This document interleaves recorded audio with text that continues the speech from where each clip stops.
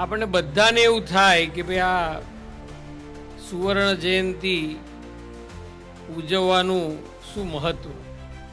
તો વિદ્યાર્થીઓને મારે કહેવું છે કે આ જે મહોત્સવ થયો એના માધ્યમથી આ સંસ્થાનો ભાતીગળ ઇતિહાસ, એની પાછળની ભાવનાઓ, એનાથી આપણે પરિચિત થયા.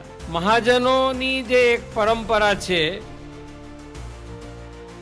કે એ લોકો એના નફાનો અમુક હિસ્સો દાન માટે કાઢવાની એમની જે પરંપરા છે, એ પરંપરાના અહીંયા આપણને દર્શન થાય છે.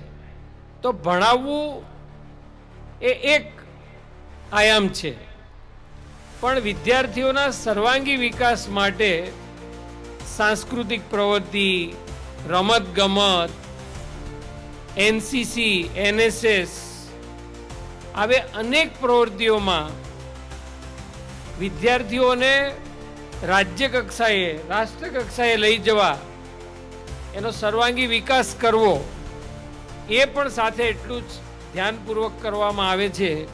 એટલા માટે હું આ સંસ્થાને ખૂબ ખૂબ અભિનંદન આપું છું કે આવું સરસ વિદ્યાર્થીના સર્વાંગી વિકાસ માટેનું કામ થઈ રહ્યું છે.